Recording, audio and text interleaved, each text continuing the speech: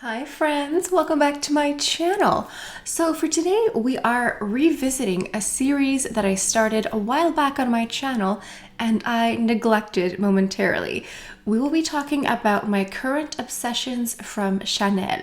But before we go any further, let's take a second to grab our iced coffee or a hot coffee. Let's take a sip and let's get started. As you know, I have my online beauty consulting service. This is a one-on-one video chat with me where you get to ask me all of your burning beauty questions. So to go ahead and book your session, click the link in the description box down below. Okay, so current obsessions. I started this, I think this year or last year, and the premise is I talk about one brand and 5 beauty products from that brand that I'm currently obsessed with because we have so many new releases constantly.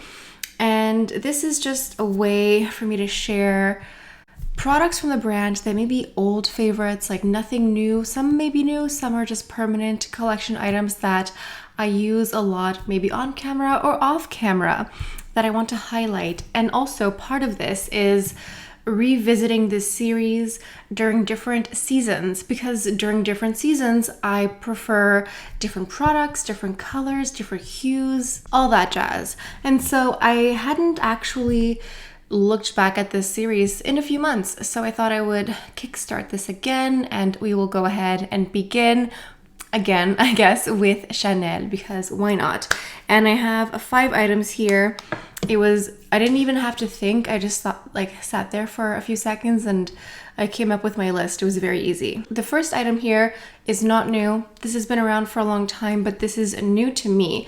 And this is the Poudre Universelle. This is the Natural Finish Loose Powder. So this is the shade 30. Now, there are several shades to choose from, and there's also a translucent shade. So this is a universal loose finishing powder. When you open it here, on top you have your little puff that has Chanel written on it. Very nice.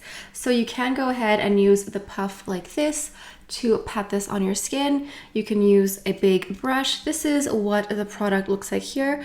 It's very standard if you've ever used a loose powder here. So typically for foundations in Chanel, I go between a 30 and a 40. And I went with a 30 for the loose powder because I didn't want to darken my skin tone with a loose powder. I think that's more for bronzer, just to add some, bronzing effect. But what I like about this is that this feels so incredibly light. It feels like silk, like a silky powder. It feels really lightweight. I put some on today. It isn't drying. It isn't cakey. It doesn't pick up texture. It doesn't settle into creases or fine lines.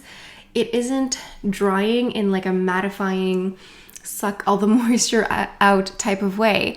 And it also has a nice blurring effect. I find that when you sweep it on, or if you want to press it on for more of a blurring effect, it really just gives you almost like a filter with this powder.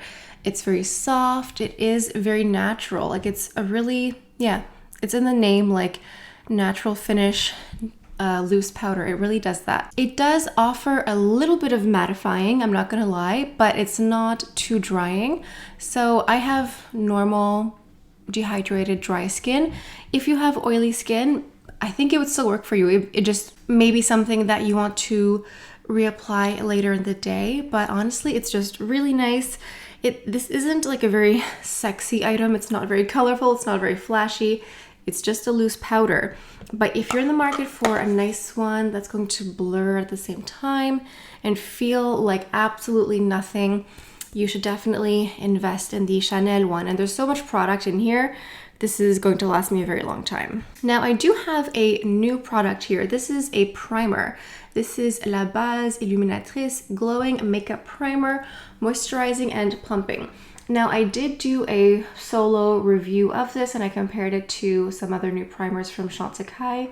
So this one here is moisturizing, it is plumping, it feels and looks like a little bit of a thicker cream. It isn't a liquid, as you can see. It's a little bit thicker and it offers a nice glow, a nice luminosity. It's not oily. It's not like a disco ball, but there's just this slight rosy shift that gives you that glow. And I wore this today underneath my makeup. I'm not wearing highlighter. I just find that when you go in with a nice glowing base like this, it sort of gives you that lit from within, very healthy glow. And you could add a highlighter if you wanted to, but I kind of like to go like this. I just find that the lightness here just peeks underneath the makeup and just looks very healthy and very natural.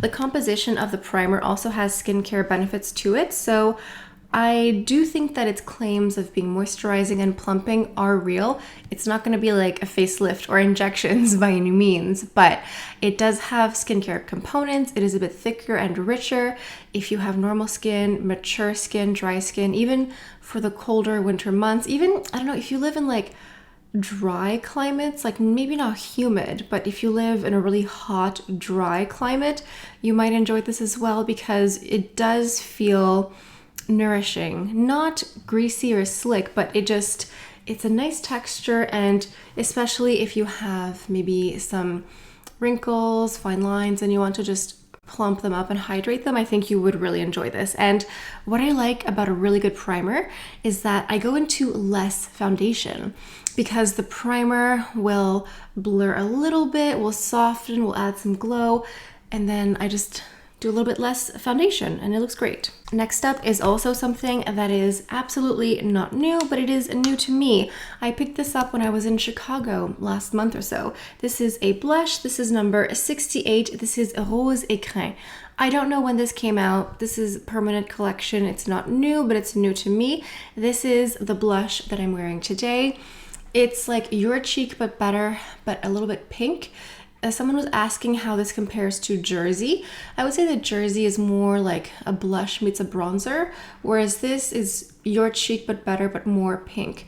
Let me go ahead and give you a swatch here on the back of my hand because you can see it on my cheek, but it's always nice to see it on the hand too. So this feels very soft.